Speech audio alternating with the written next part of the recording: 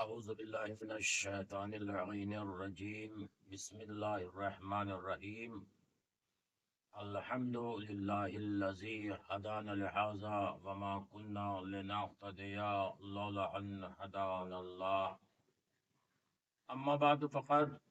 قال اللہ سبحانہ تبارک وتعالی فی قرآنہ المجید وفرقانہ الحمید وقولہ الحق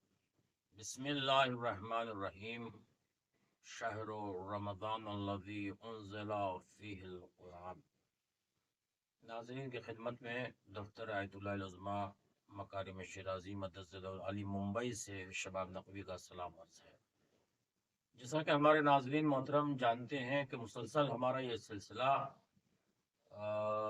فتوائے مسائل ماہ مبارک رمضان بمطابق فتوائے مرجع علی قدر آیت اللہ العظمیٰ مکارم شیرازی مدثر العلی آپ کی خدمت میں لے کر ہم حاضر ہو رہے ہیں۔ کل تک مسائل آپ تک پہنچے، یقیناً آپ نے اس کو سنا۔ ہم آپ حضرات کے شکر گزار ہیں کہ آپ حضرات ہمارے چینل کو المکارم ٹی وی ممبئی کو دیکھ رہے ہیں، ہم آپ کے شکر گزار ہیں۔ اسی سلسلے کو آگے بڑھاتے ہوئے اور اسی موضوع کو اوپر، کیونکہ ماہ مبارک رمضان ہے، اللہ کا مہینہ ہے، برکت مہینہ ہے، پر رونق مہینہ ہے، ہر طرف اذان و نماز کی صدائیں ہیں، لیکن اذان و نماز کی صداؤں کے ساتھ ساتھ خلوص نیت اور خلوص عقیدت بھی ہونی چاہیے۔ ہم ایک دوسرے کا خیال رکھیں کہ ہمارے آس پاس پڑوس میں کوئی ایسا بندہ تو نہیں ہے جو واقعی فاقے سے ہو اور اس کے لیے افطاری کا انتظام نہ ہو۔ یہ مہینہ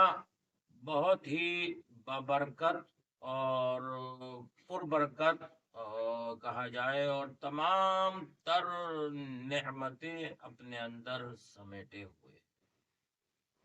اس مہینے کا مومنین شدت سے انتظار کرتے ہیں کہ ماہ مبارک رمضان آئے گا اور ہم اپنے روزے رکھیں گے۔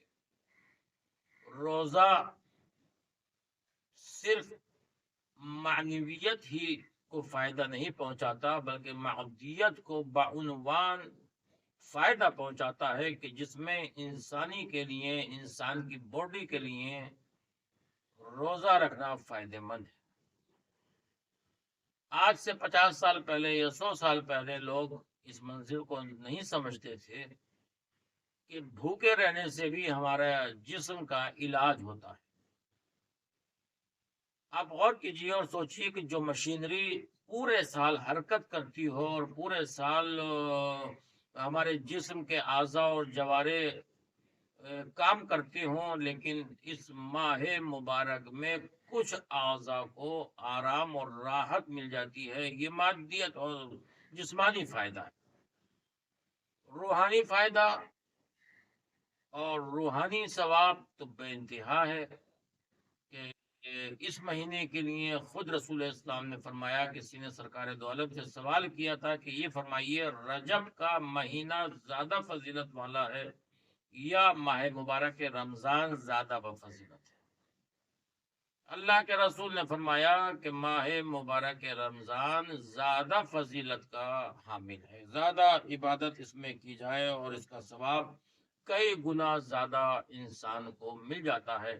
اور اللہ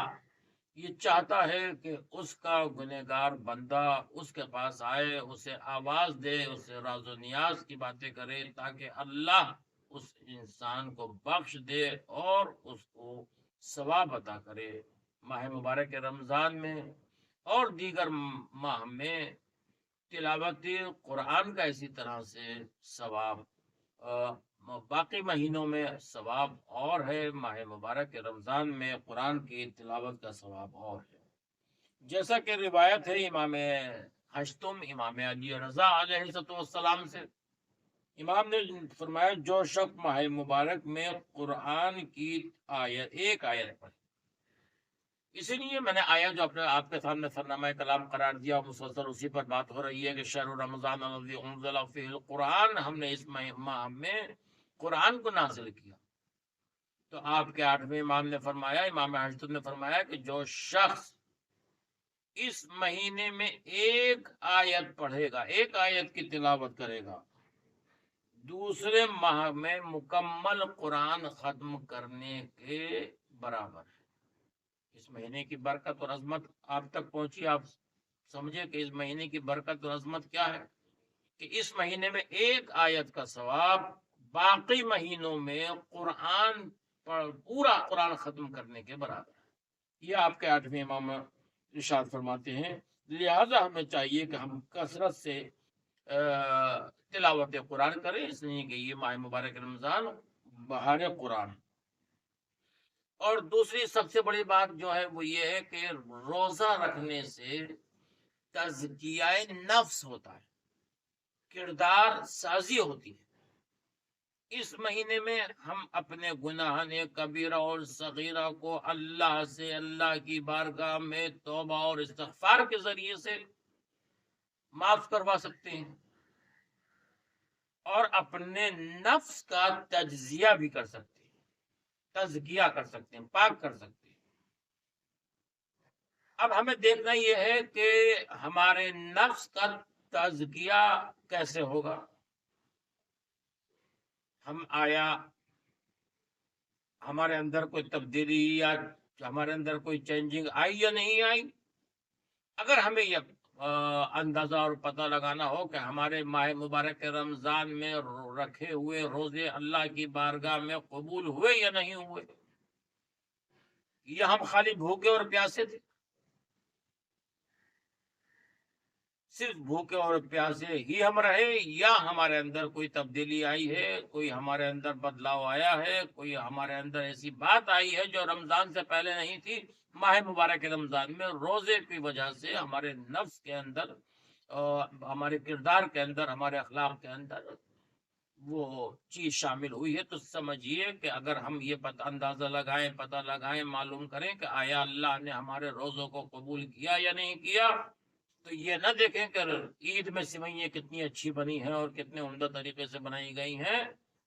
بلکہ عید کے بعد سے ہم اپنے اندر وہ چیز تلاش کریں، وہ جوہر تلاش کریں، وہ معنویت تلاش کریں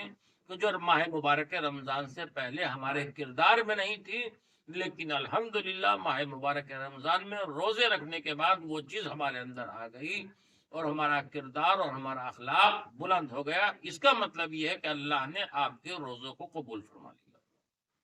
اور قبولیت کی ایک یعنی دلیل یہ بھی ہے کہ اگر تبدیلی اور چینجنگ ہے، جس طرح سے نماز پڑھنے سے ہمارے اندر تبدیلی آتی ہے، اسی طرح سے روزہ رکھنے سے ہمارے کردار سازی ہوتی ہے، ہمارا نفس پاک ہوتا ہے، اور ہمارے اندر جو اندر گندگی ہے، برائیاں ہیں، جو گناہ ہیں، وہ ماہ مبارک رمضان میں دور ہوتے ہیں۔ اسی طرح سے ہم سب مل کر ایک دوسرے کے لیے دعا کریں۔ ماہ مبارک رمضان میں بہت زیادہ فضیلت ہے، ایک دوسرے کے کو یاد رکھیں، جو مرحومین اس دنیا سے جا چکے ہیں ان مرحومین کو یاد رکھیں۔ اب اسی ٹاپک اور اسی موضوع پر آتے ہوئے کہ روزہ واجب کیسے ہوتا ہے، کب ہوتا ہے؟ آیا روزہ واجب ہونے کے سلسلے میں کیا ہم یہ دیکھیں، اندازہ لگائیں کہ روزہ واجب کب ہوا؟ ایک تو حلول چاند کی دیکھنے سے، اس کے بھی کچھ شرائط ہیں کہ آیا چاند اگر تصدیق ہو گئی تو کس طرح سے روزہ واجب ہوگا۔ لیکن اگر ماہ مبارک رمضان ثابت نہ ہو تو روزہ واجب نہیں ہوگا۔ 29 شعبان کو ہم یہ سمجھ کر کہ کل پہلی ہے اور روزہ رکھیں، یہ ماہ مبارک رمضان کے سلسلے میں روزے کے متعلق بہت زیادہ اہم سوال ہے۔ اگر کوئی شخص یہ سمجھ لے کہ ماہ مبارک ثابت نہیں ہوئی، چاند ثابت نہیں ہوا، تو روزہ اس پر واجب نہیں ہوگا۔ لیکن اگر بعد میں ثابت ہو جائے کہ جس دن روزہ نہیں رکھا تھا وہ پہلی رمضان تھی، تو بعد میں اس روزے کی قضا واجب ہے۔ پہلی 29 کا شعبان گزری، ہم یہ سمجھے کہ 30 تاریخ ہے شعبان کی، لیکن اس دن پہلی ماہ مبارک رمضان تھی، اور وہ دن گزرنے کے بعد اگلے دن پھر وہ ماہ مبارک رمضان کی پہلی تاریخ آ گئی، 2 3 4 رمضان کے بعد ہمیں یہ معلوم ہوا کہ نہیں، ہم سے غلطی ہو گئی، وہ جو ہم نے روزہ نہیں رکھا تھا اور ہم 30 شعبان سمجھ رہے تھے، دراصل تو اس دن یکم رمضان تھی، پہلی روز رمضان تھی۔ تو شریعت مقدسہ یہ کہتی ہے کہ آپ اس دن کا، آپ کے اوپر واجب ہے کہ اس دن کا آپ قضا روزہ رکھیں، اس لیے کہ پہلی رمضان ثابت ہو گئی تھی۔ جس دن کے بارے میں شک ہو کہ یہ آخری رمضان ہے، یہ تو پہلی رمضان کا حکم تھا، یہ تو پہلی رمضان کی بات تھی۔ اسی طرح سے اب اگر آخری ماہ مبارک کے رمضان ہے، جو جس پر بہت زیادہ اختلافات ہوتے ہیں اور بہت زیادہ لوگ گھبرائے ہوئے ہوتے ہیں کہ کایا کل عید ہے یا نہیں، اگر عید ہو گئی اور ہم نے روزہ رکھ لیا تو حرام ہو جائے گا، اس لیے کہ عید اور بقرہ عید کے دن روزہ رکھنا حرام ہے۔ آخری جس دن کے بارے میں شک ہو کہ آج آخری رمضان ہے یا پہلی شوال ہے تو روزہ رکھنا چاہیے، یعنی روزہ ہم کو رکھنا ہوگا۔ اگر دن میں ثابت ہو جائے کہ آج پہلی شوال ہے تو روزہ توڑ دے، چاہے مغرب کے قریب ہی ہو۔ یعنی اگر 29 ماہ مبارک کے رمضان میں تک ہم نے روزے رکھے اور جب اگلا دن آئے اور ہم یہ نہ سمجھ پائیں کہ آج آخری رمضان ہے 29 شعبان کو، یہ 29 رمضان کو آج آخری رمضان ہے یا کل پہلی شوال ہے اور ہم کو روزہ رکھنا چاہیے، اگر دن میں ثابت ہو گیا تو پہلی شوال اس کو مانا جائے گا، اگرچہ مغرب سے پہلے ہی کیوں نہ ہو۔ آپ پورے دن روزے سے رہے، مغرب سے کچھ پہلے یہ علم ہو گیا کہ نہیں، چاند کی تصدیق ہو چکی ہے، شواہد موجود ہیں، عادلین صادقین نے کی گواہی منظور ہو گئی ہے، مان لی گئی ہے، شام میں 5 بجے، آپ 5 بجے تک روزے سے ہیں اور 5 بجے یا 6 بجے آپ کو معلوم ہو رہا ہے قبل از نماز مغرب کہ آج یکم شوال ہے، تو اب آپ کو چاہیے کہ آپ روزے کو توڑ دیں اور یکم شوال آپ کو منانی ہوگی اور یہ یکم شوال مانی جائے گی، اس دن روزہ آپ کا نہیں ہوگا۔ اسی طرح سے اگر قیدی کو ماہ رمضان کا یقین نہ ہو سکے، کوئی قیدی ہے، قید خانے میں ہے، ایسی جگہ ہے کہ جہاں پر نہ گھڑی ہے، نہ مہینہ ہے، نہ کچھ ہے، معلوم ہی نہیں ہے کہ آیا یہ شعبان ہے یا رمضان ہے یا شوال ہے یا ذوالقعدہ ہے، قیدی تو معلوم ہی نہ ہو، اب اس کے لیے حکم کیا ہے؟ تو اس کے لیے حکم یہ ہے کہ وہ اپنے گمان پر عمل کرے گا۔ ایک قیدی ہے جسے یہ علم نہیں ہے کہ ماہ مبارک رمضان کب ہوگا، لیکن اس کا گمان غالب یہ ہے کہ اب جو 2 دن کے بعد مہینہ شروع ہو رہا ہے یہ ماہ مبارک رمضان کا مہینہ ہے، تو وہ اسی گمان کو پر عمل کرے گا اور اسی کو رمضان سمجھے گا اور وہیں سے روزے رکھے گا۔ اور جس مہینے کے لیے زیادہ احتمال ہو کہ یہ رمضان ہو اس میں روزے رکھے، اور اگر گمان حاصل نہ ہو کہ جس ماہ میں روزے رکھے صحیح ہے، لیکن اگر قیدی لمبی ہو، قید اس کی لمبی ہو، تو احتیاط واجب ہے کہ دوسرے سال اسی ماہ میں روزے رکھے جس میں پہلے سال رکھے تھے، یعنی جس ماہ میں اس نے روزے رکھے تھے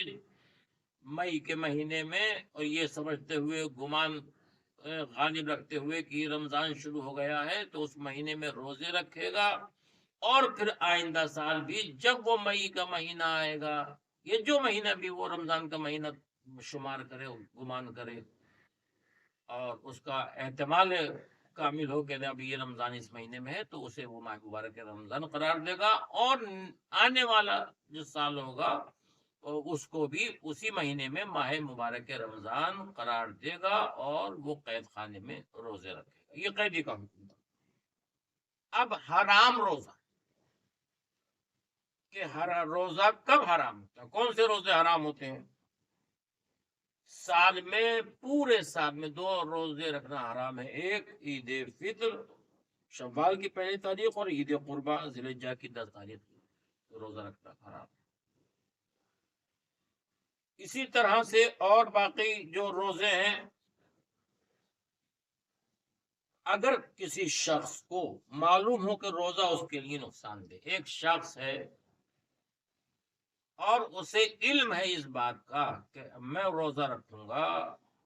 تو مجھے وہ نقصان دے گا، ضرر پہنچائے گا، تو وہ روزہ نہیں رکھ سکتا، روزہ اس کے اوپر واجب نہیں ہے۔ لوگ کہتے ہیں کہ ڈاکٹر سے پوچھیے، ڈاکٹر کیا جواب دے گا؟ ڈاکٹر سب سے بڑا ڈاکٹر اللہ نے خود آپ کے اندر رکھا ہے، آپ کی ضمیر خود اس بات کی گواہی دے گی، آپ کا نفس خود اس بات کے لیے گواہی دے گا، یہی ڈاکٹر ہے آپ کا نفس اور آپ کا ضمیر، کہ آیا ہمارے جسم میں اتنی طاقت اور قوت ہے کہ ہم روزہ رکھ سکتے ہیں؟ اگر آپ کا ضمیر اور آپ کا نفس گواہی دے کہ آپ روزہ رکھ سکتے ہیں تو پھر آپ کو روزہ رکھنا ہو۔ لیکن اگر آپ کی اتنی کمزوری ہے، اتنی نقاہت ہے کہ آپ کا نفس گواہی نہیں دے رہا، آپ سے اٹھا ہی نہیں جا رہا ہے، آپ سے کچھ کھایا پیا ہی نہیں جا رہا ہے، کمزوری بڑھتی چلی جا رہی ہے، اور خطرہ ہے کہ اگر آپ روزہ رکھیں گے تو اور زیادہ کمزوری بڑھ جائے گی اور جان کا خطرہ ہو جائے گا، تو اب آپ کو اوپر روزہ رکھنا واجب نہیں ہے، آپ روزہ نہیں رکھیں گے۔ اور اگر رکھے تو، اور اگر اس نے روزہ رکھ لیا کہ نہیں ہم تو روزہ رکھیں گے صاحب، ہم سے روزہ نہیں چھوٹ سکتا، تو روزہ ہی صحیح نہیں ہے آپ کا۔ اس لیے کہ اللہ نے وہ تکلیف دی ہی نہیں ہے انسان کو اتنی کہ جتنی وہ برداشت کر سکے، اس سے زیادہ اللہ نے انسان کو تکلیف عائد نہیں کی کہ آپ بیمار ہیں، بستر کے اوپر ہیں، لاغر ہیں، کمزور ہیں، بیمار ہیں، اس کے بعد اللہ کہ نہیں نہیں روزہ رکھیے، آپ کو روزہ رکھنا ہوگا۔ اللہ کہتا نہیں، میں آپ سے اپنی اس عبادت کو نہیں، وہ کہتا ہے کہ آپ اس کنڈیشن میں، اس پوزیشن میں آپ روزہ رکھیں بیماری کے حالت میں، اور اس کے اگر آپ رکھ لیں گے تو آپ کا روزہ صحیح نہیں ہے، وہ عبادت آپ کی اللہ کی بارگاہ میں قبول نہیں ہے، آپ رکھتے رہیں روزہ، وہ اللہ کی بارگاہ میں قبول نہیں ہوا۔ اسی طرح اگر یقین تو نہیں ہے لیکن قابل توجہ احتمال ہو کہ روزہ نقصان دہ ہے، اگر صرف اس بات کا احتمال ہو کہ روزہ نقصان دہ ہے، نقصان دے گا، صرف احتمال کے اوپر، آپ ذرا دیکھیں قدرت کتنی ارحم الراحمین ہے، کہ اگر یہ احتمال ہو کہ آپ جو روزہ رکھ رہے ہیں، روزہ رکھنے سے آپ کو نقصان ہوگا، تب بھی روزہ نہیں رکھا جائے گا، آپ کو روزہ رکھنا واجب نہیں ہے، چاہے یہ احتمال شخصی تجربے سے حاصل ہو یا ڈاکٹر کے کہنے سے حاصل، یا تو خود آپ کا نفس گواہی دے اور خود آپ کے اندر کا ضمیر بولے کہ اگر آپ روزہ رکھیں گے تو آپ بیمار پڑ جائیں گے، نقصان دے گا، احتمال کے اوپر سے، یقین کے اوپر تو روزہ ہے ہی نہیں کسی بھی صورت میں، احتمال کی بات ہو رہی ہے کہ اگر احتمال ہے اور آپ کا نفس اور آپ کا ڈاکٹر یہ کہتا ہے کہ اگر آپ روزہ رکھیں گے تو آپ کے لیے نقصان دہ ہے، لہذا ایسی صورت میں روزہ آپ کو اوپر واجب نہیں ہے، آپ روزہ نہیں رکھیں گے، لیکن ہاں اس کے عوض جو مسائل ہیں ایک مدام آپ فقیر کو دیں۔ اسی سلسلے میں اگر ڈاکٹر کہے کہ روزہ تمہارے لیے نقصان دہ ہے لیکن اس کے تجربے سے ثابت ہے کہ نقصان دہ نہیں ہے، یعنی باریک مسئلہ ہے، اگر ڈاکٹر یہ کہہ رہا ہے کہ آپ روزہ رکھیں گے تو آپ کے لیے صحیح نہیں، لیکن آپ کی ضمیر کی آواز، آپ کے اندر کی آواز، آپ کی آتما یہ گواہی دے کہ نہیں نہیں روزہ رکھنے سے میرے اوپر صحت پہ کوئی فرق نہیں پڑے گا، اور میں روزہ رکھوں، اللہ کی عبادت کروں گا، مجھ سے نہیں ہو رہا کہ بغیر روزے کے میں رہوں، آپ کے تجربہ یا آپ کے ایکسپیرینس کی بنا کے اوپر کہ میں اگر روزہ رکھوں گا تو نقصان دہ ثابت نہیں ہوگا، آپ کو ایسی حالت میں روزہ رکھنا ہوگا۔ یعنی پوائنٹ کی بات کیا ہے کہ اللہ نے خود آپ کے اوپر یہ تکلیف عائد کر دی کہ آپ اگر خود آپ کا ضمیر اس بات کی گواہی دے، خود آپ کا نفس اس بات کو کہے، چاہے ڈاکٹر کہے کہ آپ کو نقصان دے گا روزہ رکھنا، لیکن آپ کا نفس کہتا ہے کہ نہیں صاحب روزہ رکھنے سے میرے اوپر کوئی فرق نہیں ہوگا، تو آپ کو روزہ رکھیں گے، آپ کا روزہ صحیح ہوگا۔ اور لہٰذا ہمیں چاہیے کہ ہم اپنے نفس کی بات کو سنیں، یہاں پر صرف ڈاکٹر کی بات پر عمل نہ کریں۔ وآخر دعوانا والحمد للہ رب العالمین۔ یا اللہ تجھے واسطہ اہل بیت اطہار کی عزت اور عظمت کا ہماری اس عبادت کو قبول فرما، جہاں جہاں جو لوگ اسے دیکھتے ہیں میرے معبود ان سب کی شرعی دلی مرادیں پوری فرما، مشکلات کو دور فرما، اور جو بھی خدمت انجام دے رہے ہیں پروردگار ان سب کی خدمت کو قبول فرما۔ ماہ مبارک رمضان ہے میرے معبود، عبادت کا مہینہ ہے، یہ مہینہ بہت اور برکت مہینہ ہے میرے معبود، اس مہینے کی برکت اور عظمت کے صدقے سے تمام مومن و مومنات جو اس دنیا سے جا چکے ہیں ان سب کی مغفرت فرما، انہیں اعلی علیین میں جگہ میں رحمت فرما دے۔ یا اللہ ہماری تمام تر مشکلات کو دور فرما، جو حضرات ہاسپٹل میں ایڈمٹ ہیں، بیمار ہیں، مریض ہیں، پروردگارہ ان سب کو صحت کاملہ عطا فرما، ہمیں بھی ہر ظاہری اور باطنی بیماری سے محفوظ فرما، علماء کرام کا سایہ سروں پر برقرار فرما، اور ہمارے وقت کے امام کے ظہور میں تعجیل فرما، اور ہمیں ان کے ناصروں میں شمار فرما۔